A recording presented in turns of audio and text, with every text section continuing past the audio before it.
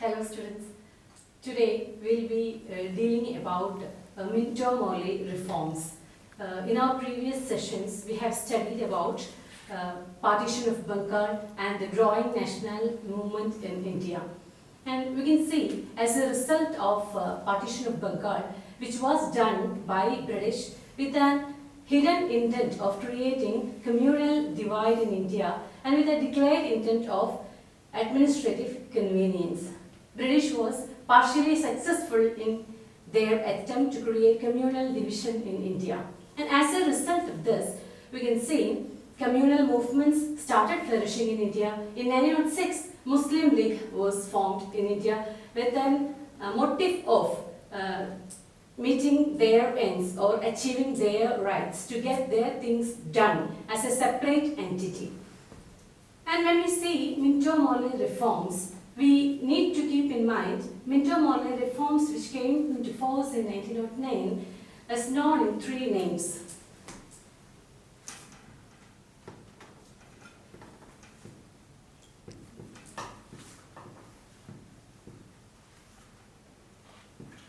Minto Morley reforms.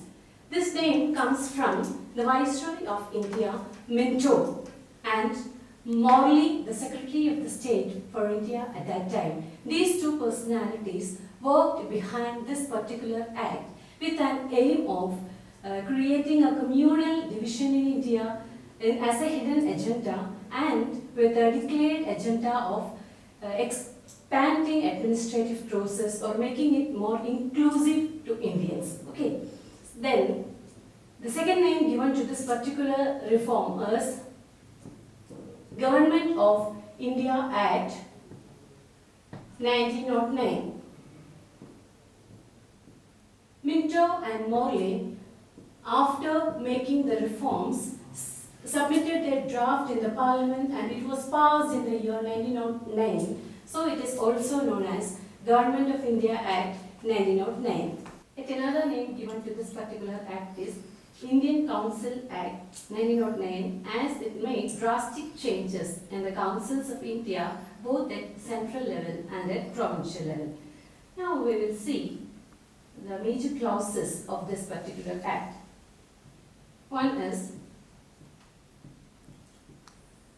separate electorates for minorities including Muslims. 2. Separate electoral roll for all minorities including Muslims. 3. Increased membership in the Viceroy's Executive Council, that is the central council which ruled over India at that time. Next is increased membership at local or provincial councils. So you should keep in mind this is for center and this is for provincial. Next major clause is enhanced authority to the members who are elected to the councils, both at central and at provincial level. They were given extra authorities. Now, the sixth clause was local bodies like trade unions and universities got right to send representatives to the provincial as well as central legislature. And the last clause is lieutenant governors were appointed in the major provinces. Okay, so we will have an explanation of all these points. One is separate electorates. Muslims who were fighting to get separate electorates since 1906 were very happy when they were given separate electorates. But we need to realize that the hidden agenda of Lord Minto and Morley and British generally, while they introduced this separate electorate system, was to enhance the growing communalism in India and to isolate the growing national movement, to create a communal division in India, or what we call as divide and rule policy. A pure application of this policy can be seen when this clause was passed. Again, this process of division intensified with separate electoral roll. When we are in a particular electoral roll, we'll be more concentrating in that electoral roll and we'll become watertight compartments so that we will not be much concentrating in other people, their demands. So each and every minor community will become separate entities and Indian national movement as a whole will become loose and weak. That was the aim of creating separate electoral roll. Then the third clause, it was a step ahead for Indians because the colonial government through this clause made administration more inclusive for Indians. Both at central and at provincial level, membership was increased. At centre, membership was enhanced from 16 to 60. Total membership was 60 instead of previous 16. And at local level, I will see there existed 4 categories for selecting the 60 members. First category is the ex officio members, like the Governor General. Second category is the nominated members, official nominated members. The third category is the nominated non-official members. They were not government officials, but they were nominated by Governor General.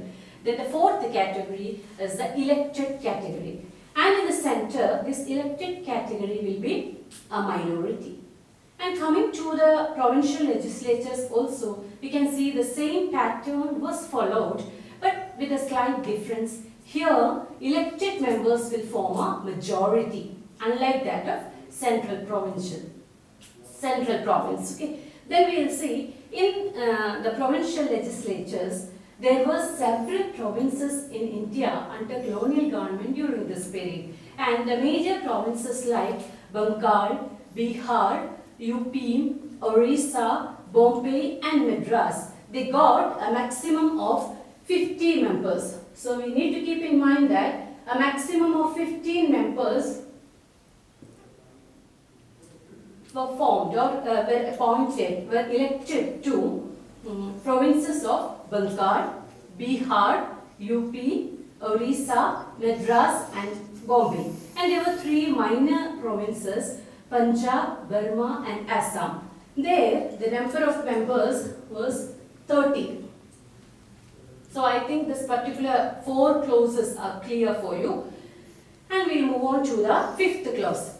Till then, up to 1909, even though there existed central legislature and provincial legislatures, the members in the legislature were not given freedom to articulate for the people. They were simply members or they were simply puppets. But through this 1909 Act, they were given certain rights. That is, they were given rights to pass resolutions, to discuss on budgets, and they were given rights to vote for certain issues. They were given freedom to ask questions. So you should keep in mind 4 rights were given to the members of these 2 councils with the Government of India Act 1909. One is right to pass resolutions. Second is to ask questions. Third is to discuss on budgets. And 4 is to raise issues or to articulate for the people. Even though they were given much power, the entire authority rested with the Governor General, the Viceroy, the Secretary of the State. So even though they got some power, it was not complete, but they got some authority when compared to the year before. Okay. Then the 6th clause is trade unions, universities and other local bodies were given freedom or they were given right to send representatives to the local bodies as well as to the central body so that they can be represented, their needs can be raised in the executive bodies their demands can be get done through articulation, resolution and discussion. Okay. And the last clause of Government of India Act 1909 was appointment of Lieutenant Governors in provinces. In major provinces like Bombay, Madras and Bengal, Lieutenant Governors were appointed so that they got more military power in each and every province. So we have to see these clauses. When we see as blank clauses, we may find it as a very enthusiastic one. But we have to look into the deeper meaning of this particular clauses. I've discussed about the first two clauses, how these two clauses, separate electorates and electorals, created communal spirit in India, which ultimately led to the concept of two-nation theory in India. And these three clauses, even though they enhanced the authority, they increased the membership, we can see the ultimate power vested with the Governor General, Secretary of the State, Viceroy, etc. So naturally the people lacked their power to articulate. And certain core issues like financial issues were not brought under discussion. It was purely decided by the British Parliament.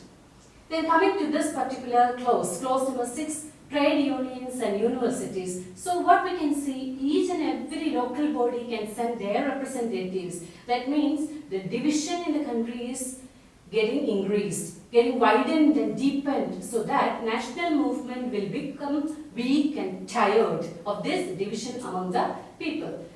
Then the last clause, lieutenant generals or lieutenant governors were appointed in these regions so that military power can be established, or military power can be used in different provinces to enhance British authority over the region. Okay. We have seen the major clauses of Minto Morley reforms, or the so-called Government of India Act 1909. And now we will see the implications of Government of India Act 1909. It was the act through which constitutional development started in India. So constitutional development made its first beginning in India through the Government of India Act 1909. Later, Indian federal system had its beginning with this central and provincial legislative structure. Then the second implication or the second significance of Government of India Act was that it started electoral system in India, and on all India basis an electoral system started in India with Government of India Act 1909. That is, people could elect their representatives to the representative bodies to stand for their needs and their demands. That is a major step taken by Government of India Act 1909. But there were certain problems with this act too. A few we have already discussed regarding growth of communalism, etc. It is with this Government of India Act 1909, communalism in India became more and more deep and wide, which finally led to two-nation theory. Two-nation theory and the ultimate partition of India in 1947. Yet another major failure of Government of India Act 1909 was it failed to define election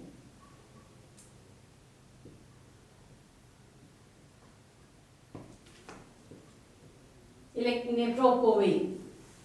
It failed to, even though it said about election, even though it said about electing members to the bodies, it failed to define how this election should be done.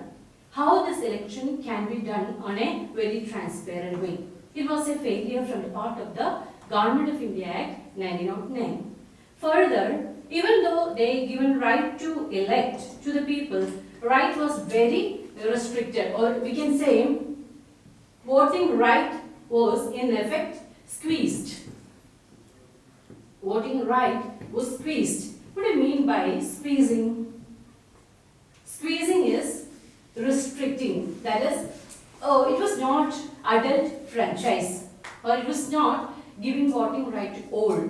Only a very few were given the right to vote. So even though it was an election system, even though it was an election process with proper electoral system, it was not reaching to the masses. Mass never got participation in this process of electing their representative to the bodies. And further, as we have seen earlier, Government of India Act provided voting right to trade unions, universities, etc., which created sectors of people who were divided into different compartments, and they were concentrating in their own rights, their own demands. Least of them discussed about national cause. Very few of them discussed about national unity. Very few of them stood for national freedom. So in a way, the Government of India Act 1909 can be considered as a step ahead in the way towards constitutional development, as it introduced the system of election system in India. But at the same time, it was not a good system as far as the reflection, as far as the implications of this particular system, that is, and growth of communalism became very strong, and division of the society became very visible, and further it made people divide themselves into different compartments that badly affected Indian nationalism to a great extent. So I think this particular reforms, which was a major step in India's freedom movement, and which made people more inclusive in the process of administration, which was introduced by Lord Minto and Lord Morley, is clear to you now. Thank you for the good listening.